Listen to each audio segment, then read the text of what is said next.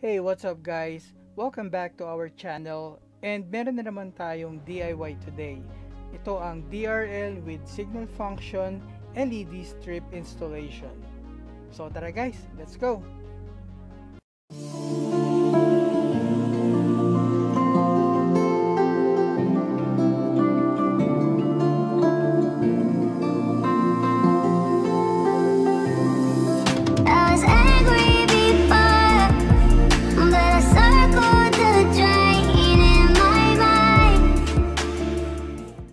So ito guys ang LED strip na i-install natin sa ating Brio today. So binili ko siya online through Shopee. Itong LED strip na to ay designed as DRL na may signal function. Now if you look closely sa material, waterproof siya and may kasama na rin siyang adhesive. So yung length niya ay 45 centimeters. Each LED strip ay may control module. Now if you look closely, may sticker label para sa wiring. Dahil meron siyang tatlong wires, red, yellow, and black. Yung red wire will provide power sa DRL function. Yung yellow wire naman ay para sa signal function. At ang black ay ang ground wire. Now let's do a quick test sa function ng LED strip natin.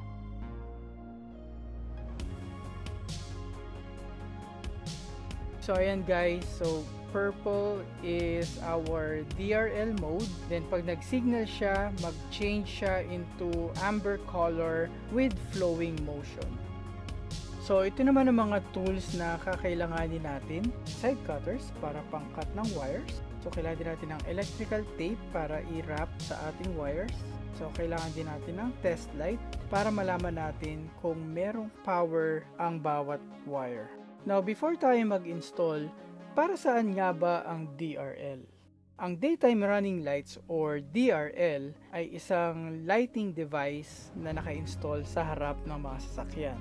Ito ay automatically naka-on kapag naka-on din ang sasakyan.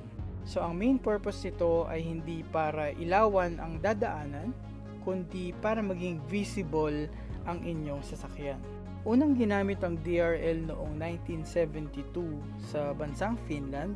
Eventually, inadapt na siya ng iba pang bansa sa Northern Europe na pinangungunahan ng Sweden na nag-mandate sa lahat ng sasakyan na dapat meron nito noong 1977. So, over the years, napatunayan ng iba't ibang studies na ang paggamit ng DRL ay mas nakakababa sa mga aksidente. So now you know, balik na tayo sa installation. For this DRL, i-install natin ang LED strip sa may ibabaw ng headlights. So dapat sakto ang sukat ng inyong LED strip. Again, for Honda Brio, ang gagamitin natin ay 45 centimeters.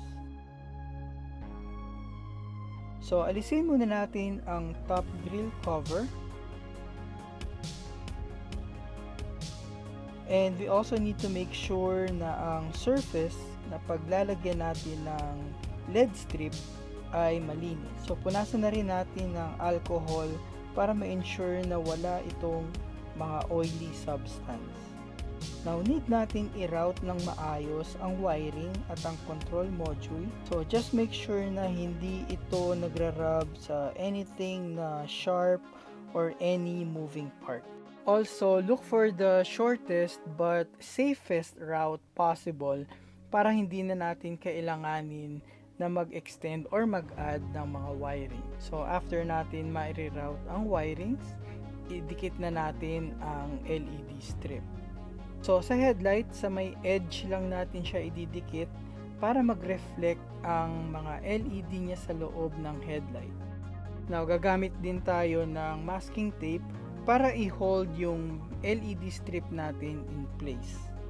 Now sa Honda Brio, meron ditong maliit na gap sa may ilalim ng headlight mount na pwede natin ilusot ang mga wiring. So basta dahan-dahan lang guys sa paglatag ng wires para hindi ito ma-disconnect or mabunot sa mismong control module.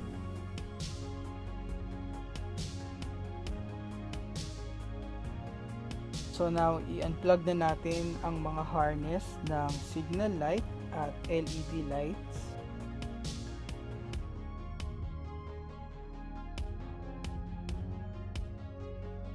Now, i-on natin ang DRL lights at ang hazard lights para mas madali natin matrace kung aling wire ang merong power. Now, gamit ang ating test light, i-test natin ang bawat pinhole ng harness. Kapag umilaw ang test light, it means may power ang wire ng ating pinhole. So, dito sa may black, so walang power, so it means ito ay ating ground wire.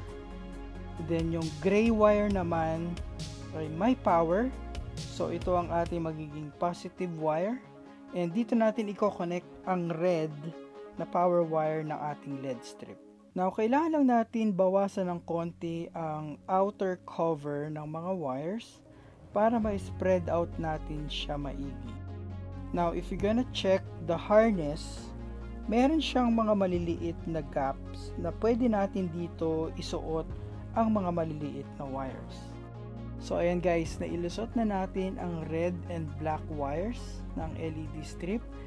Now, yung tip ng wire, ipapasok natin doon sa may pinhole. So, again, yung red wire, ipapasok natin doon sa gray wire pinhole. At yung black wire naman ay sa may black wire pinhole. So, as you can see, the moment mailagay natin both wires sa harness, umilaw na ang ating LED strip.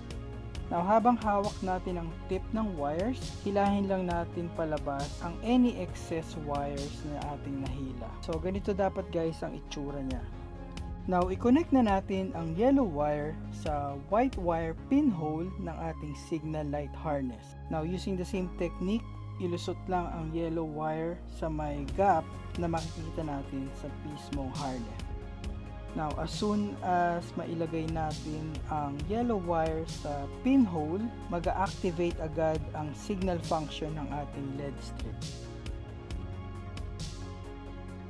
Now, to secure the wires and maiwasan na mabunot ang mga wires, lagyan natin siya ng tie wire or zip tie.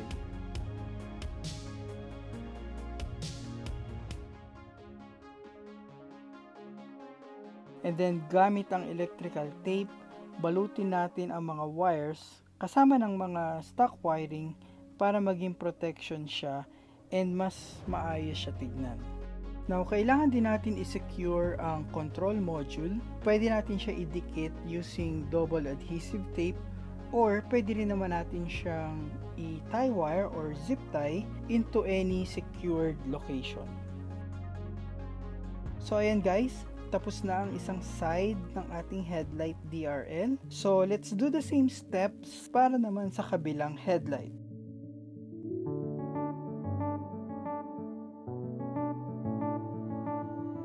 I've been there, but I have to stay afloat. It's not easy. Be a person you don't want. Can somebody take me other thing? Going to do. Where's the life I? Where's my shot? Is this called living? I don't know. Where's the life I? Where's my shot? Is this called living? I don't know. I don't wanna grow. Just live myself.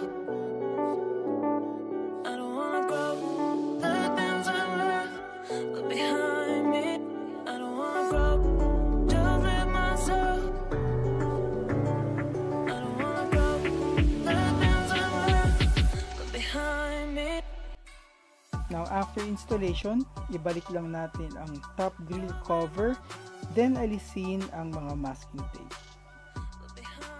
Now, our DRL installation is now complete. So, meron na tayong DRL with signal light function ang ating Honda Brio. Now, as you can see guys, hindi siya masyado kita sa headlight ko dahil meron akong garnish. Pero dun sa mga headlights na walang garnish, kitang-kita at mas maliwanag siya sa headlight. Okay, so now let's check kung ano ang itsura niya lalo na kapag gabi. So ayan guys, so mas kitang-kita siya lalo na kapag gabi. And talaga namang hindi lang added pogi points, kundi functionality points pa para sa ating sasakyan. Okay guys, so hopefully nakatulong ulit ang ating DIY video for today. So if you have questions, lagay nyo lang sa my comment sections below para masagot ko as soon as possible. So again guys, thank you so much for watching this video. If you like this video, click the thumbs up button and please subscribe to my channel and click mo na rin ang notification bell para updated ka agad kapag meron tayong bagong upload na video. So as always, my name is Dan of Carbits. Be healthy, drive safe, God bless, and I'll see you on our next video.